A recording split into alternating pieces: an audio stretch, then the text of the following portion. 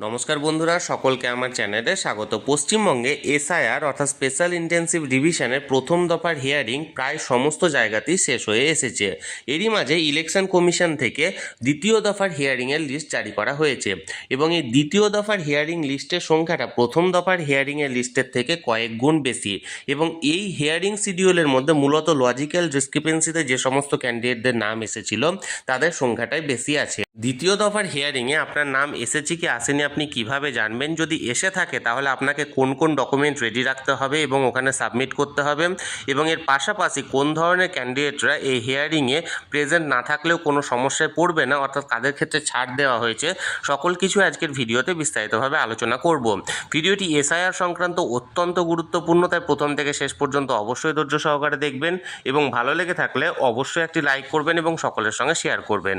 আর সেই সাথে চ্যানেলে প্রথমবার হলে এরকমের ইনফরমেটিভ ভিডিও আরও দেখার জন্য যারা এখনও পর্যন্ত চ্যানেলটিকে সাবস্ক্রাইব করেননি তারা অবশ্যই চ্যানেলটিকে সাবস্ক্রাইব করে রাখবেন। তাহলে চলুন আমরা বিস্তারিত জেনে নিই। প্রথমত জানবো আপনার নামে হিয়ারিং নোটিশ এসেছে কিনা, আপনি সেটা কিভাবে জানবেন। এই সম্পূর্ণ প্রক্রিয়াটি মূলত বিএলও মারফত করা হয়ে থাকে। বিএলও যদি বিডিও অফিস থেকে আপনার নামের হিয়ারিং নোটিশ পেয়ে থাকে তাহলে সেটা আপনার বাড়িতে দিয়ে আসবে। এছাড়াও নোটিশ যদি এখনও পর্যন্ত জেনারেট না হয়ে থাকে অথচ আপনার নাম আছে, সেই বিষয়টিও বিএলও নিজেদের বিএলও অ্যাপের মারফত জেনে আপনাদেরকে সেই খবরটি জানাতে পারে যে আপনার নাম এসেছে, আপনি তৈরি থাকুন, আপনার নামে নোটিশ যে কোনো মুহূর্তে আসতে পারে। এর পাশাপাশি আমরা জানবো যদি আপনার নামে হিয়ারিং নোটিশ এসে থাকে তাহলে আপনার করণীয় কি। আপনার মূলত করণীয় হচ্ছে ইলেকশন কমিশন নির্ধারিত যে 11 থেকে 13টি ডকুমেন্টস এখানে গ্রাহ্য করা হবে, সেই সমস্ত ডকুমেন্ট আপনাকে রেডি রাখা। এই হিয়ারিংগুলি মূলত লজিক্যাল ডিসক্রিপেন্সির কারণে এসেছে, অর্থাৎ সেই ভোটার যার সাথে নিজেকে লিঙ্ক করেছে সেই লিঙ্কের ব্যক্তির সাথে নেমের মিসম্যাচের কারণে এই সমস্ত হিয়ারিং নোটিশগুলি জেনারেট হয়েছে। তাই আপনার মূলত প্রথম দায়িত্ব হবে যার সাথে আপনি লিঙ্ক করেছেন তার সাথে যে ডকুমেন্টেশন সেই ডকুমেন্টেশনটাকে রেডি রাখুন। অর্থাৎ আপনি যদি আপনার পিতার সাথে নিজেকে লিঙ্ক করিয়েছেন তাহলে আপনার নাম আছে এবং তার সাথে আপনার পিতার নাম আছে এমন কোনো বৈধ ডকুমেন্ট যেটা ইলেকশন কমিশন থেকে গ্রাহ্য হবে সেই ডকুমেন্টগুলি রেডি রাখুন। কি কি বৈধ ডকুমেন্ট গ্রাহ্য হবে? আপনার কাছে যে একটি এনিউমারেশন ফর্মের রিসিপ্ট কপি আছে তার পেছনে দেখবেন লেখা আছে, সেই অনুযায়ী নিজেদের ডকুমেন্টেশনটিকে রেডি রাখুন। এছাড়াও আপনি যদি আপনার ঠাকুরদা বা ঠাকুরমা অর্থাৎ গ্র্যান্ডফাদার বা গ্র্যান্ডমাদারের মাধ্যমে লিঙ্কেজ করিয়ে থাকেন তাহলে সেক্ষেত্রে প্রথমত আপনি আপনার সাথে আপনার পিতার কোনো ডকুমেন্ট রেডি রাখুন যেখানে আপনার পাশাপাশি আপনার পিতার নাম আছে এবং এছাড়াও আপনার পিতার কোনো ডকুমেন্ট রেডি রাখুন যেখানে আপনার পিতার নাম এবং তার বাবা বা তার মায়ের নাম আছে এবং এই সমস্ত ডকুমেন্টগুলি হিয়ারিংয়ে প্রডিউস করুন, কোনো সমস্যা হবে না। এরপর আমরা জানবো যে কোন কোন ধরনের ব্যক্তিরা হিয়ারিংয়ে ছাড় পেতে পারে।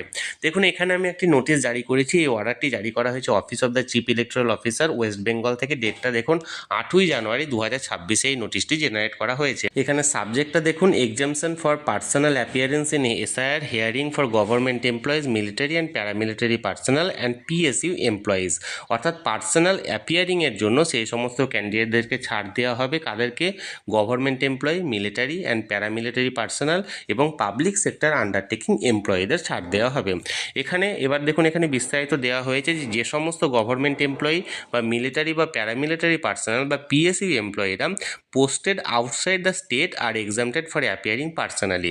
অর্থাৎ যারা স্টেটের বাইরে অর্থাৎ পশ্চিমবঙ্গের বাইরে কর্মরত তাদেরকে নিজেদেরকে অনুপস্থিত থাকলেও হবে। তবে এক্ষেত্রে কি বলা হয়েছে দেখুন, any family member of the shed elector May appear in the hearing with document providing his or her relation with the elector and submit any of the 13 document. অর্থাৎ 13টি ডকুমেন্টের মধ্যে যে কোনো একটি ডকুমেন্ট নিয়ে যাবে এবং তার হয়ে তার কোনো ফ্যামিলি মেম্বার সেই হিয়ারিংয়ে প্রেজেন্ট থাকবে।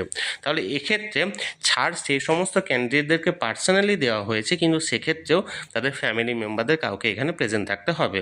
তাহলে বন্ধুরা হিয়ারিং নোটিশ সম্পর্কে যে অর্ডারগুলি জারি করা হয়েছিল এবং যে নির্দেশগুলি দেওয়া হয়েছিল সেই সম্পর্কে আমি বিস্তারিত জানালাম। এই নিয়ে যদি আপনাদের কোনো প্রশ্ন থাকে অবশ্যই কমেন্ট করুন, আর ভিডিওটি ভালো লেগে থাকলে অবশ্যই একটি লাইক করুন এবং সকলের সঙ্গে শেয়ার করুন। আর সেই সাথে চ্যানেলে প্রথমবার হলে অবশ্যই চ্যানেলটিকে সাবস্ক্রাইব করে রাখুন। ধন্যবাদ, দেখা হচ্ছে পরের ভিডিওতে।